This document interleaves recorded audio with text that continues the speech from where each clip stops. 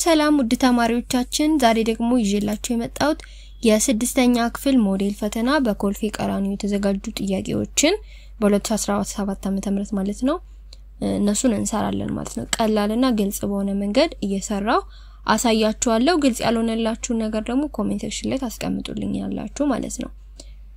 እንግዲህ ወደ ቪዲዮ ከመሄዳችን በፊት ሰብስክራይብ ያላደረጋችሁ ሰዎች ሰብስክራይብ አድርጉ። እንዲሁም ቪዲዮ በጣም ጠቃሚ ስለሆነ ላይክ ለሌሎች ደግሞ ሼር ማድረግ እንዳትረሱ። አዳዲስ ሲለቀቁ በየጊዜው ቪዲዮ እንዲደርሳችሁ ደግሞ የደውል ምልክቷን መጫን አይርሱ ማለት ነው። ወደ ቪዲዮ አንደኛው ከሚከተሉት ጂኦሜትሪያዊ ምስሎች ውስጥ የጠለል ምስል የሆነው የቱ ነው ይላል። የጠለል ምስል ማለት ምን ማለት ነው? መጀመሪያ ጠለል ምስል የምንለው ለምሳሌ አሁን ይሄንን ሬክታንግል ብናይ ምን አለው? ርዝመትና ወርድ ብቻ ያለው ነገር የጠለል ምስል ይባላል። ማለት ስዕል ላይ ሲሳል ሁለት ዳይሜንሽን ብቻ ነው ያለው ከፍታ የሌለው። ለምሳሌ አሁን ይሄንን ብናይ ይሄ አሁን ምንድነው? ኪዩብ ነው። ኪዩብ አሁን የጠለል ምስል አይደለም፣ ጠጣር ምስል ነው። ምክንያቱም ምን አለው? ርዝመት አለው፣ ወርድ አለው፣ ከዛ ከፍታ አለው። ይሄ ጠጣር ምስል ከሆኑ ምንድነው በውስጣቸው እቃ ሊይዙ የሚችሉ አይነት ምስሎች የሉ፣ እነሱ ጠጣር ምስል ይባላሉ። የጠለል ምስል ይባሉት ግን ርዝመትና ወርድ ብቻ ያላቸው በውስጣቸው እቃ ሊይዙ የማይችሉ ነገሮች ናቸው።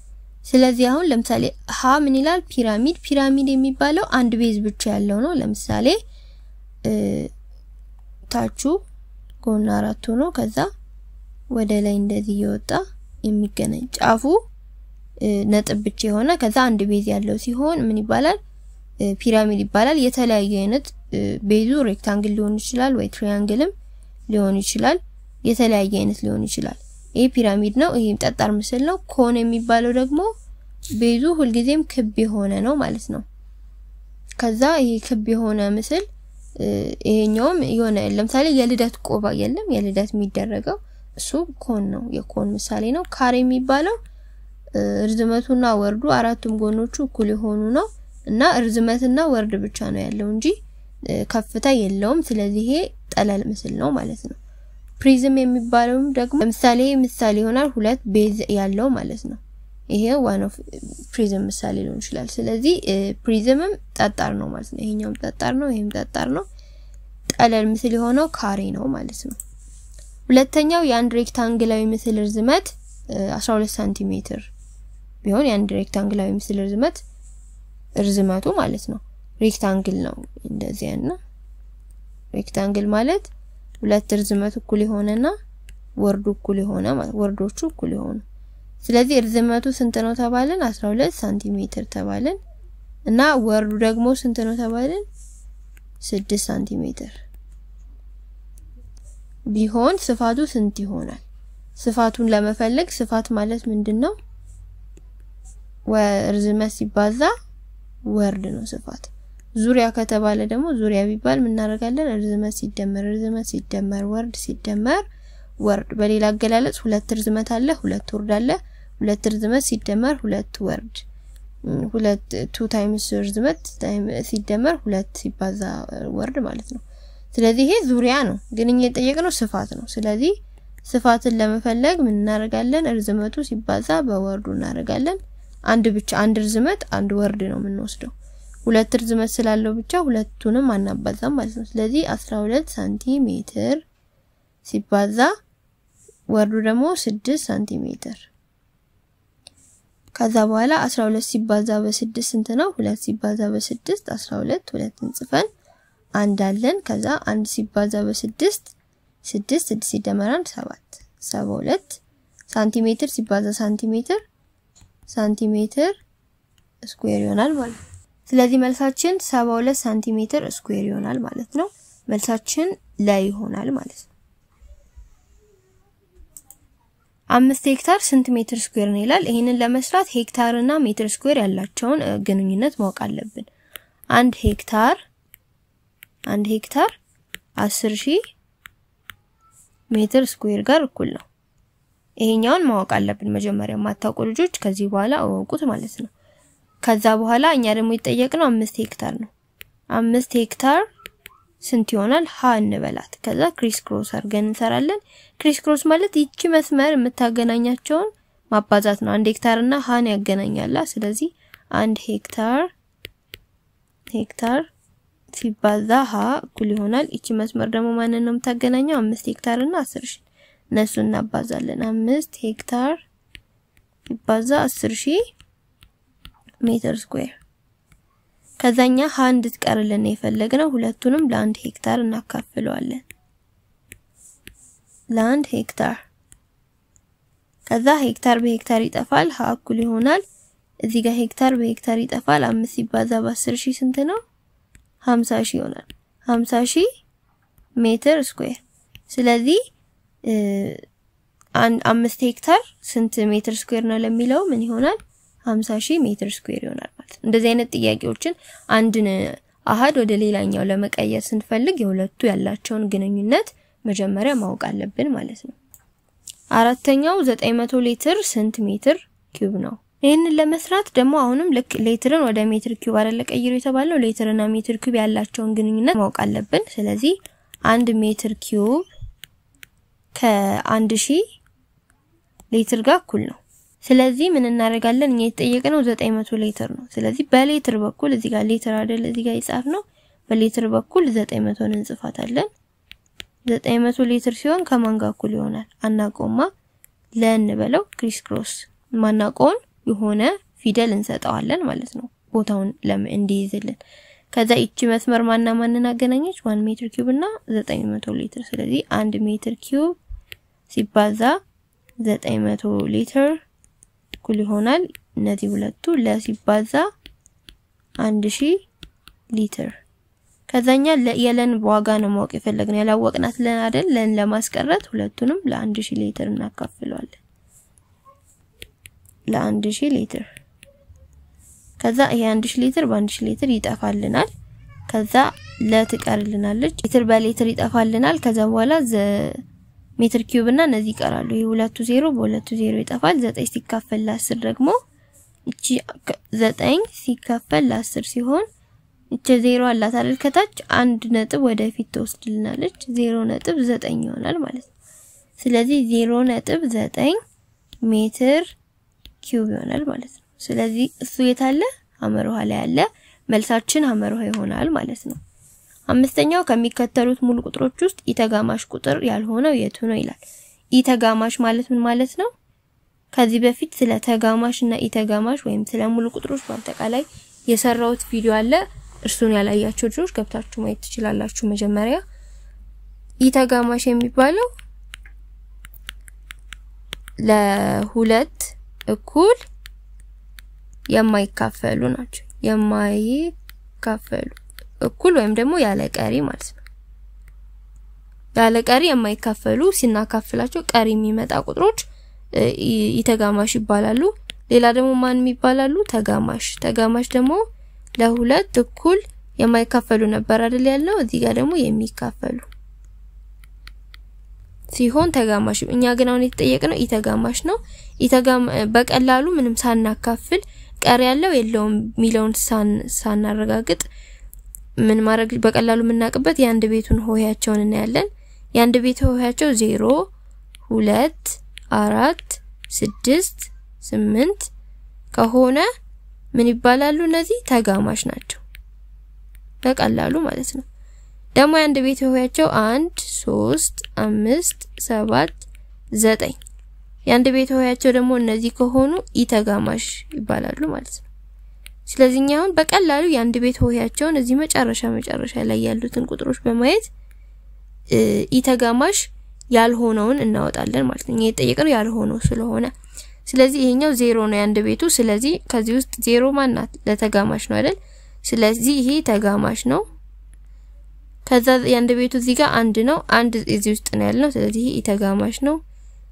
3 እዚህ ጋር አለች 3 እዚህ ውስጥ ነው ያለችው ስለዚህ ይሄም ኢተጋማሽ ነው 9 አለች እዚህ ጋር 9 እዚህ ጋር ነው ያለችው ኢተጋማሽ ላይ ይሄም ኢተጋማሽ ነው ስለዚህ ኢተጋማሽ ያልሆነው ሀ ነው ማለት ነው 8960 ለሁለት እኩል የሚካፈል ቁጥር ነው ማለት ነው ።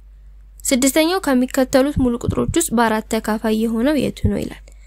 በአራት ተካፋይነት ጽንሰ ሐሳብ በአጠቃላይ የቁጥሮች ተካፋይነት ጽንሰ ሐሳብ የሰራውት ቪዲዮ አለ። አንድ ቁጥር ለ3 መካፈሉ እንዴት ነው የምናውቀው? ለ2 መካፈሉ ለ4 ለ3 ለ5 ለ6 ለ7 ለ9 መካፈሉ እንዴት ነው የምናውቀው? የምናረጋግጥበት መንገድ ምንድነው የሚለውን የሰራውት ቪዲዮ አለ። እሱን ማየት ትችላላችሁ። ከላይ ሊንኩን አስቀምጥላችኋለሁ።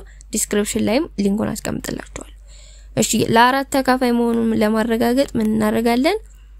146 ሚሊዮን ቁጥር ለምሳሌ ለአራት ተካፋይ መሆኑን ለማረጋገጥ ሁለቱን ብቻ ከኋላ ያሉትን ሁለቱን እንወስዳለን። 146 አይደለ 46ን ብቻ ወስደን 46 ለአራት ተካፋይ ከሆነ ሙሉ ቁጥሩ 146 ሚሊዮን ለአራት ተካፋይ መሆኑን እናውቃለን ማለት ነው። ስለዚህ አሁን የሃን እንስራ 146 ይላል። ስለዚህ ሁለቱን ብቻ ነው የአንድ ቤትና የ10 ቤት ሆሄውን ብቻ ነው የምንወስደው። ስለዚህ 46ን ለአራት አካፍለን እናረጋግጥ። 46 ለ4 ከ4 እንቁረጠውና 4 ሲካፈል ለ4 1 ይሆናል። 1 ሲባዛ በ4 4 ከዛ 4 ሲቀነስ 4 0 ይሆናል። 6 እናወርዳለን። 6 ሲካፈል ለ4 አንድ ጊዜ 1 ሲባዛ በ4 4 6 ሲቀነስ 4 2 ይሆናል ማለት ነው። ከዛ በኋላ ነጥብ ሰጠን 0 አድርገን ነው። ስለዚህ ነጥብ ከሰጠን ያለ ቀሪ ያልተካፈለም። ተካፋይነት ደግሞ ለአራት ያለ ቀሪ የሚካፈለው ቁጥር የቱ ነው ስለሆነ የተባልነው 146 ያለ አራት ተካፋይ አይደለም። ለን ደግሞ እንሰራለን። ለደሞ 581 ይላል። ስለዚህ 81ን ብቻ አካፍለን ማረጋገጥ ማለት ነው። 8 ላይ እንቁረጠው። 8 ሲካፈል ለ4 ሁለት ጊዜ 2 ሲባዛ በ4 8 8 ሲቀነስ 8 0 ከዛ 1 ተወርዳለች። 1 ሲካፈል ለ4 አይችልም አይደል? አንድ ነገር ለ4 ማካፈል ስለማንችል ይሄኛውም ተካፋይ አይደለም። ለማይሆንም ሐመሩሃን እንስራው 442 ይላል። ከዛ 42ን ለ4 እናካፍለዋለን። 4 ለ4 አንድ ጊዜ 4 4 ሲቀነስ 4 0 2 ተወርዳለች። 2 ለ4 አይችልም። ስለዚህ ይሄኛውም ለ4 ተካፋይ አይደለም፣ ያለ ቀሪ አይከፈልም። የመንን ሞክረው 364 ይላል። 64ን ለ4 እናካፍለዋለን። 6 ጋር እንቆርጣታለን። 6 ሲካፈል ለ4 አንድ ጊዜ 4 ይሆናል። ከዛ 6 ሲቀነስ 4 2 4 እናወርዳለን። 24 ለ4 24 ለ4 6 ጊዜ 6 ሲባዛ በ4 24 ይሆናል። 24 ሲቀነስ 24 0። ስለዚህ ምንም ቀሪ ሳይመጣ 364 ለ4 ይካፈላል ማለት ነው። ምክንያቱም 64 ለ4 ስለተካፈለልን መልስ ይሆናል ማለት ነው። ሰባተኛው ከሚከተሉት ሙሉ ቁጥሮች ውስጥ በሰባት ተካፋይ የሆነው የቱን ይላል። ስለዚህ የሰባት ተካፋይነትም እዛ ቪዲዮ ያልኳችሁ ላይ ያለ የሰባት ተካፋይነት ሁለት አይነት ነው። ባለ ሁለት ሆሄ ሲሆን አለ። ከዛ ደግሞ ባለ 3 እና ከዛ በላይ ሆሄ ሲሆን ህግ አለው ማለት ነው። ባለ ሁለት ሆሄ ሲሆን ለምሳሌ የሃን ብንሰራ 36 በሰባት ተካፋይ መሆኑን ለማረጋገጥ ምን እናደርጋለን? የ10 በት ሆሄውን ለ3 እናባዛዋለን። 3 ሲባዛ በ3 9።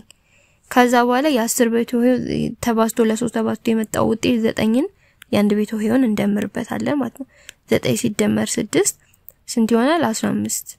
ስለዚህ 15ን ለ7 አካፍለን 15 ለ7 ተካፋይ ከሆነ ቁጥሩም ለ7 ተካፋይ ይሆናል ብለን እንደመድማለን ማለት ነው።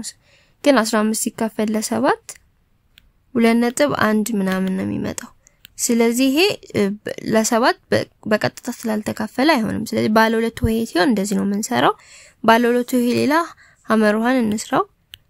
ምን እናደርጋለን? 8ን ባለ 10 ቤት ሆሄውን በ3 እናባዛዋለን። 8 ሲባዛ በ3 24 ነው። ከዛ በኋላ 24 ላይ 4ን እንደምራለን። 4 ማለት ባለ አንድ ቤት ሆሄዋ ማለት ነው። ከዛ 24 ሲደመር 4 28 ይሆናል። ከዛ 28ን ለ7 እናካፍለዋለን። 28 ሲካፈል ለ7 ስንት ነው? 4 ይሆናል። ስለዚህ 84 ለ4 ይካፈላል። ምክንያቱም 28 ለ7 ከተካፈለ ሙሉ 84ም ለ7 ይካፈላል ብለን መያዝ እንችላለን። ሐመሩሃ ይሆናል ማለት ነው። መልሳችን ሐመሩሃ አገኘን። ግን ባለ 3 እና ከዛ በላይ ሲሆን እንዴት እንደምሰሩ ልንገራችሁ። ምን እናደርጋለን? ለምሳሌ ገለን ብንሰራው 100 ይላል። የአንድ ቤትና የ10 ቤት ሆይ ሁለቱ አሉ ከሱ ውጪ ያሉትን ቁጥሮች አንድ ለምሳሌ ለስንት እናባዛታለን ለሁለት እናባዛዋለን ከዛ በኋላ ስንት ይመጣል አንድ ሲባዛ በሁለት ሁለት ይሆናል ከዛ ሁለቱን የተውናቸውን ቁጥሮች ሁለት ሲደመር ሁለቱን ቁጥሮች 0 0 የሚሉትን እንደምር ሁለት ደግሞ ሲካፈል ለ7 ደግሞ ስለማይካፈል መቶም ለ7 አይካፈልም ብለን ይዟለን ግን ይሄውን 0 0 ስለሆነ ለማስረዳት ስለማይመች በሌላ ቁጥር ላስረዳችሁ ለምሳሌ ሌላ ቁጥር 312 ሚሊዮን ብንሰራ ለምሳሌ ወይም 4 እናርገው 13 እንጨምር 1312 ለ7 ተካፋይ መሆኑን አረጋግጡ ቢባል ምን እናረጋለን ይሄንን ሁለቱን ቁጥር መጨረሻ ላይ ያሉት ሁለቱን ቁጥር ትተን ሌሎቹን ቁጥሮች ሌላ ከዚህም ላይ ቢጨመርም እነሱ እንዳለ ወስደን ከሁለቱ ውጪ ያሉትን በዚህ ኬስ 13ን ወስደን ለ2 እናባዛዋለን 12 ለ2 26 13 ለ2 26 ነው ከዛ በኋላ 26 ላይ ማንን እንደምራለን 12ን እንደምራለን 26 ሲደመር 12 ደግሞ 38 ይሆናል 38ን ለ7 እናካፍለዋለን 38 ለ7 ኤግዛክትሊ አይካፈልም 5 ነጥብ ምናምን ነው የሚመጣው ስለዚህ ይሄ ቁጥር 1312 ለ7 ተካፋይ አይደለም ያለ ቀሪ ተካፋይ አይደለም ብለን እንደመድማለን ማለት ነው ስለዚህ በእንደዚህ አይነት ነው የምናረጋግጠው በስፋት ደግሞ የሁሉም ቁጥሮች ተካፋይነት የሰራሁት ቪዲዮ አለ ከዚህ በፊት እሱን ሄዳችሁ ማየት ትችላላችሁ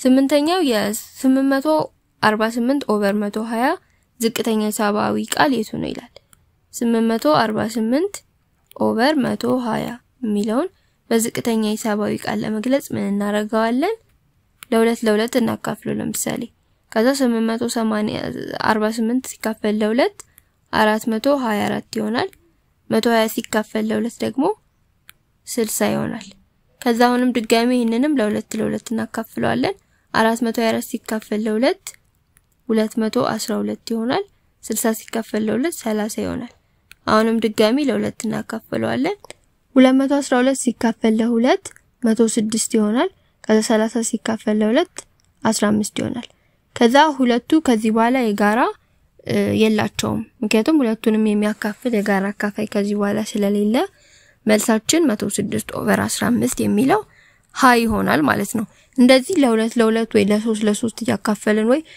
የጋራ አካፋይ ላላቸው ቁጥሮች ያካፈልን እስከ መጨረሻው በመሄድ በዝቅተኛ ሂሳባዊ ቃል ማግኘት እንችላለን ዘጠነኛው የአስርዮሽ ቁጥር 4.326 የሚባል ቁጥር አለ በነጥብ የተጻፈ ወደ ክፍልፋይ ሲለወጥ ትክክል የሆነው የቱ ነው ይላል እኛን ቀይረው መጀመሪያ 4.326 የሚለውን ወደ ክፍልፋይ ለመቀየር ምን እናረጋለን ከነጥብ በኋላ ያሉትን ቁጥሮች እንቆጥራለን 1 2 3 ከነጥብ በኋላ 3 ቁጥር አለ ስለዚህ እነዚህን ቁጥሮች ነጥቡን አጥፍተን ገጣጥመን እንጽፈውና ነጥቡን አጥፍተን 4326 ብለን እንጽፈውና ከነጥብ በኋላ ስንት ቁጥር አግኝተናል 3 ኦቨር አድርገን 3 0 ላለው ቁጥር እናካፍለዋለን 3 0 ማለት 1000 ማለት ነው ለ1000 እናካፍል 3 0 ያለው 1000 ስለሆነ ለ1000 እናካፍለዋለን 3 0 ላለው ቁጥር ታካፍሉታላችሁ ስል ደግሞ ለ2000 ለ3000 ማካፈል ትችላላችሁ እያልኳችሁ አይደለም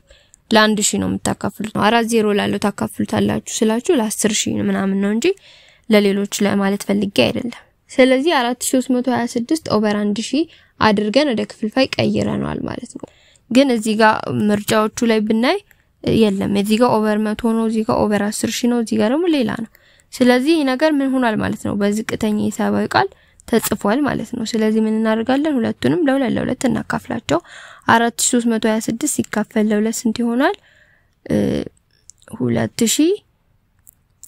2163 ይሆናል ከዛ 1000 ሲካፈል ለ2 ደግሞ 500 ይሆናል ስለዚህ 2163 ኦቨር 500 የሚል እንፈልጋለን የቱ ጋለ እዚህ ጋር ኦቨር አለ እሺ የቱ ጋለ መለ ያለ ማለት ነው ስለዚህ መልሳችን መ ይሆናል ማለት ነው ምርጫው ላይ ስታጡት ወደ ዝቅተኛ እየቀየራችሁ መሞከር አለባችሁ አስረኛው አንድ ነጋዴ በ40000 የገዛውን ፍሪጅ በ45000 ብር ቢሸጠው ነጋዴ ያገኘው ትርፍ ስንት ነው በፐርሰንት ማለት ነው 40000 ብር ነው የገዛው በስንት ብር ነው 40000 ብር ነው የገዛው ከዛ በኋላ የሸጠው ደግሞ 45000 ብር ነው ስለዚህ ያገኘውን ትርፍ ለማግኘት ምን ያክል ትርፍ እንዳገኘ ለማግኘት ምን እናደርጋለን ትርፍ ለመስራት የሸጠው ሲቀነስ የገዛበት ማለት ነው የሸጠበት ሲቀነስ የገዛበት እናደርጋለን የሸጠበት 45000 ነው ሲቀነስ 40000 የገዛበት ከዛ 45000 ሲቀነስ 40000 5000 ይሆናል ስለዚህ አሁን ይሄ 5000 ብሩ ነው በብር ነው ያገኘነው ግን እኛ የተጠየቅነው በፐርሰንት ነው ማለት ከመቶ ምን ያክል አትርፏል የሚለው ለማወቅ ምን እናደርጋለን ትርፍ ሲካፈል የገዛንበት ዋጋ የገዛንበት ሲባዛ በመቶ እናደርጋለን ከዛ ትርፋችን ስንት ነው 5000 ሲካፈል የገዛንበት በ40000 ነው ከ40000 ምን ያህል ትርፍ አግኝተናል ለሚለው ለማወቅ ሲባዛ በመቶ እናደርጋለን ይሄ 3 0 በ3 0 ይጠፋል ከዛ እዚ እናባዛው ቀጥታ 5 ሲባዛ በመቶ 500 ይሆናል ሲካፈል 40 አለች አይደል እዚህ ጋር 40 ትቀረናለች ይሄ 0 በዚህ 0 ይጠፋል 50 ሲካፈል ለ4 ደግሞ ስንት ይሆናል 12.5 ይሆናል ማለት ነው 12.5% ይሆናል ስለዚህ መልሳችን ለ ነው ማለት ነው በፐርሰንት ስንገልጸው እንደዚህ ያደርጋችሁ እንደዚህ አይነት ተመሳሳይ ጥያቄዎችን የገዛው የሸጠበት ምናምን ይያል ይሄን ፎርሙላ ነው የሰራውትን ካዛችሁት በቀላሉ መስራት ትችላላችሁ 11ኛው 0.65% ወደ ክፍልፋይ ሲቀየር ትክክል የሆነው የቱ ነው ይላል መጀመሪያ ፐርሰንት ወደ ክፍልፋይ ፐርሰንት ማለት ምን ማለት ነው የሚለውን እኔ ለምሳሌ 0.13% ቢባል ምን ማለት ነው 0.13 ኦቨር 100 ማለት ነው ወይም ደግሞ 20% ቢባል ለምሳሌ 20 ኦቨር 100 ማለት ነው ፐርሰንቷ የምትገልጸው ኦቨር 100 የምትለው ነገር ነው ስለዚህ አሁን ይሄንን የኛን ጥያቄ ብንሰራ 0.65% የሚለው ምን ማለት ነው 0.65 እንዲሆን ወስድና ኦቨር 100 ማለት ነው 0.65 የምትለውን ደግሞ ወደ ክፍልፋይ ራሷን ስንቀይራት ምን ይሆናል ይሄንን 100ን እንደዚሁ እናቆየውና 0.65 የምትለውን ቀደም ምን ብያችኋለሁ ከነጥብ በኋላ ያለውን ቁጥር እንቆጥራለን 1 2 ሁለት ቁጥሮች አሉ ከዛ ይሄንን አጋጥመን እንጽፈዋለን 0.65 ይሆናል 0.65 የሚለው 0 ምንም ቫልዩ ስለሌላ 65 ብለን እንይዝና ከዛ በኋላ ሲካፈል ሁለት አይደል ከነጥብ በኋላ ያለው ቁጥር 2 0 ላለው ቁጥር እናካፍለዋለን 65 ኦቨር 100 0.65 የሚለው ወደ ክፍልፋይ ሲቀየር 65 ኦቨር 100 ነው ከዛ እዚህ ጋር ደግሞ ፐርሰንት ማለት 0.65% 0.65 ኦቨር 100 ነው ብለናል አይደል ስለዚህ ምን ይሆናል ይሄኛው 0.65 ስንት አግኝተናል 65 ኦቨር 100 እቺ ሲካፈል ለ100 አለቻ ሲካፈል ለ100 እቺኛው ማለት ነው የፐርሰንቱ 100 አለች ከዛ ይሄን ደግሞ ማለት ነው 65 ኦቨር 100 እንልና ሲባዛ በ1 ኦቨር 100 ማለት ነው ክፍልፋይን ስናባዛ ይሄንን እንገለብጥና ይችን ማባዛት እናረጋታለን በውስጥ ታዋቂ አንድ ስለነበር ሲገለበጥ 1 ኦቨር 100 ይሆናል 65 ሲባዛ በ1 65 ይሆናል 100 ሲባዛ በ100 ደግሞ 10000 ይሆናል ማለት ነው 40 ይኖራል ስለዚህ 0.65% ወደ ክፍልፋይ ሲቀየር 65 ኦቨር 10000 የሚለው ሐመር ውሃ ነው እንጂ 65 ኦቨር 100 ብላችሁ እንዲሁ በቀላሉ አይሆንም ማለት ነው ስለዚህ ሐመር ውሃ ነው የሚሆነው 12ኛው 5/8ኛ 2 ሙሉ 1/5ኛ እና 0.5 ከትንሽ ወደ ትልቁ በቀደም ተከተል ሲቀመጥ ትክክል የሆነ የቱ ነው ይላል ስለዚህ ምን ማድረግ አለብን ወይ ሁሉንም ወደ ክፍልፋይ መቀየር አለብን ወይም ደግሞ ሁሉንም ወደ አስርዮሽ ወይም ወደ ነጥብ መቀየር አለብን ለማወዳደር የሚመቸን አስርዮሽ ስለሆነ ሁሉንም ወደ አስርዮሽ እንቀይር 5/8 የሚለውን ወደ አስርዮሽ እንቀይረዋለን እሺ 5 ኦቨር 8 ስንት ይሆናል ሲቀየር ምን ማለት ነው 5 ሲካፈል ለ8 ማለት ነው 5 ለ8 ስለማይችል 0 ነጥብ እንሰጥና እዚህ 5 ላይ 0 እንጨምራለን 50 ሲካፈል ለ8 6 ጊዜ ይሆናል 48 6 ሲባዛ በ8 48 50 ሲቀነስ 48 2 ይሆናል ከዛ በኋላ 2 ሲካፈል ለ8ም አይችልልንም አይደለ ስለዚህ 0 እንሰጣለን እዚህ ጋር 20 ሲካፈል ለ8 ሁለት ጊዜ 16 ይሆናል 20 ሲቀነስ 16 4 ከዛ 4 ላይ እዚህ ጋር 0 እንጨምራለን ስለማይችል 40 ሲካፈል ለ8 5 ይሆናል ስለዚህ 0.625 ይሆናል ማለት ነው 5/8 ሲቀየር ከዛ ደግሞ 2 ሙሉ 1/5 የሚለውን መጀመሪያ ወደ ህገወጥ ክፍልፋይ እንቀይረዋለን ሁለቱን 5 እና 2 እናባዛቸዋለን 2 ሲባዛ በ5 ሲደመር እቺኛዋን 1 ሲካፈል ይሄ ከስር ያለውን 5 ከዛ 2 ሲባዛ በ5 10 10 ሲደመር 1 11/5 ይሆናል 11/5 ደግሞ እንቀይረዋለን 11 ሲካፈል ለ5 ሁለት ጊዜ 10 ይሆናል 11 ሲቀነስ 10 1 ነጥብ እንሰጥና 0 እንሰጣለን እዚህ ጋር 1 ለ5 ስለማይችል 10 ሲካፈል ለ5 ሁለት ጊዜ 10 ይሆናል 10 ሲቀነስ 10 0 ይሆናል ማለት ነው ስለዚህ እዚህም ጋር 5 ሲባዛ በ8 40 ይሆንና 40 ሲቀነስ 40 0 ስለሆነ ያልቃል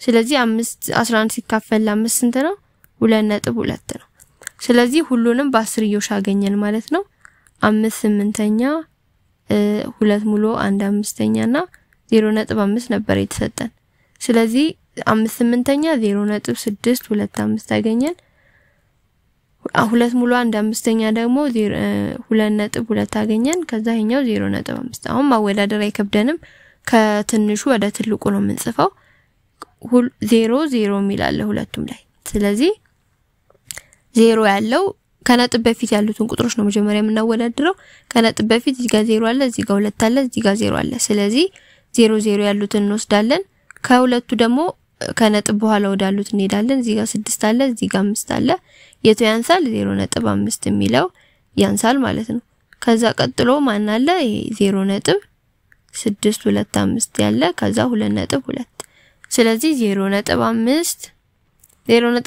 የሚቀድምበትን እንመርጣለን ከዛ 5/8 ማለት ስንት ነው 0.625 ያለው 5/8 ነው ከዛ 2 ሙሉ 1/5 ደግሞ 2.2 ስለዚህ ለመልሳችን ይሆናል ማለት ነው ከትንሹ ወደ ትልቁ 13ኛው ከሚከተሉት ውስጥ 28.26 ሲቀነስ 7.345 ትክክለኛ ውጤት የቱ ነው ይላል ስለዚህ 28.26 እንልና ከዛ ነጥቧን በነጥቧ ቦታ ከነጥብ በፊት ያለውን ቁጥር ከነጥብ በፊት ካለው ቁጥር ጋር አድርገን እንጽፈዋለን ወደ ታች ማለት ለመቀነስ 7ን እዚህ ጋር እናረግና ነጥቧን ከነጥቧ እኩል እናረጋታለን ከዛ 3 4 ይልና 5 ይተርፋል ማለት ነው እዚህ ጋር እንደዚህ ነው የሚጻፈው ከዚህ ጋር 0 ናት ምንም የለችም ከ0 5 ስለማይችል ከ6 እንበደራለን 10 ሲቀነስ 5 ይሆናል 6 ደግሞ እዚህ ጋር 5 ሆናለች አንድ ስላበደረች 5 ሲቀነስ 4 1 ይሆናል 2 ሲካፈል ሲቀነስ 3 አይቻልም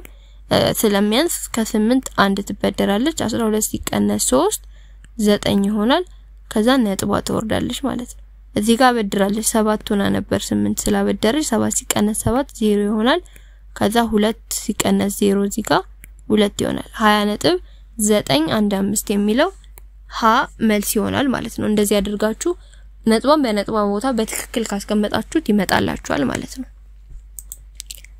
14ኛው 17006 በ10 ርቢ ሲገለጽ ትክክል የሆነቱ ይላል እንግዲህ 10 ርቢ ከዚህ በፊት የሰራሁት ቪዲዮ አለ ከላይ ሊንኩን አስቀምጥላችኋለሁ ዲስክሪፕሽን ላይም ሊንኩን አስቀምጥላችኋለሁ እሱን እዩት መጀመሪያ ይሄንን ጥያቄ ከመስራታችን በፊት ማን ወደ ጥያቄው እንሂድ 17006 የሚለውን በ10 ርቢ ለመጻፍ 10 ርቢ ማለት ካንዴ በለጠ ከ10 ያነሰ በሆኑ ቁጥሮች መካከል መግለጽ ነው ለምሳሌ 1.7 አድርገን ነው ይሄንን መግለጽ ያለብን ማለት ነው ስለዚህ ምን እናደርጋለን ነጥቧን እዚህ ድረስ እስከምትመጣ ድረስ ከዚህ ጀምረን እንቆጥራለን ማለት ነው እንዲሄድን ነጥቧ ከ1 እና ከ7 መካከል እስከምትሆን ድረስ ምክንያቱም 17 ካልን ነጥቧን እዚህ ጋር ካመጣናት ከነጥብ በፊት ያለው ቁጥር 17 ከሆነብን ከ1 እና ከ10 መካከል የሚለውን ህግ ያፈርስብናል ስለዚህ ነጥቧ እዚህ ጋር ስትገባ 1.7 ሲሆን ከ1 እና ከ10 መካከል ይሆናል የበለጠ ግን ቪዲዮውን እዩት እሺ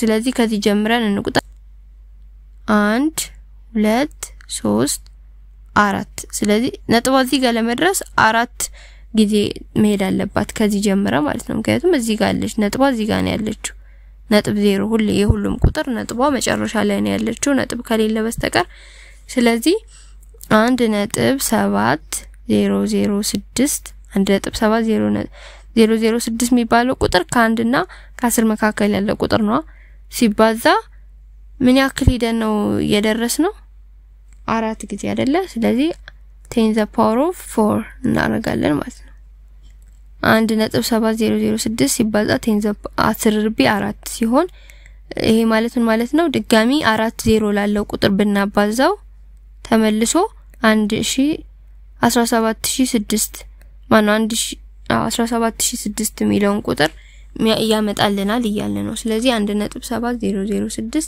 ሲባዛ 10 ርቢ 4 የሚለው ሀ መልስ ይሆናል ማለት ነው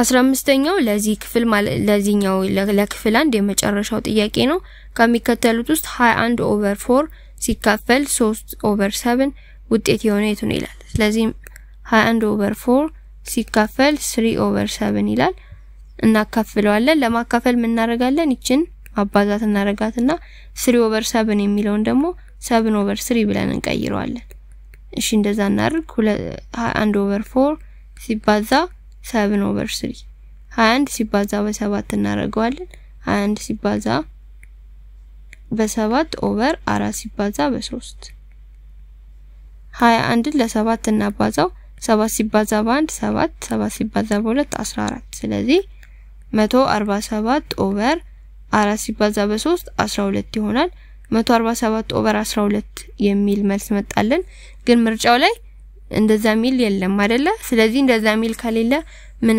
እናረጋለን ነው ያልነው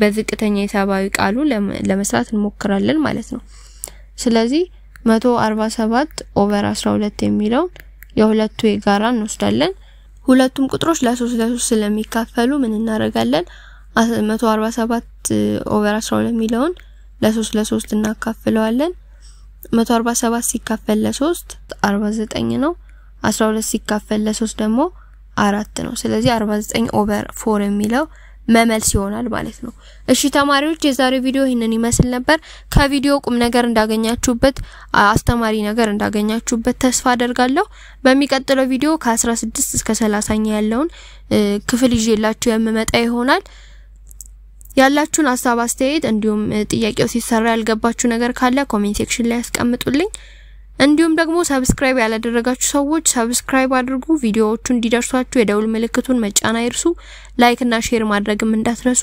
በሚቀጥለው በክፍል 2 ቪዲዮ እስከምንገናኝ ድረስ ደህና ሁኑ ቻው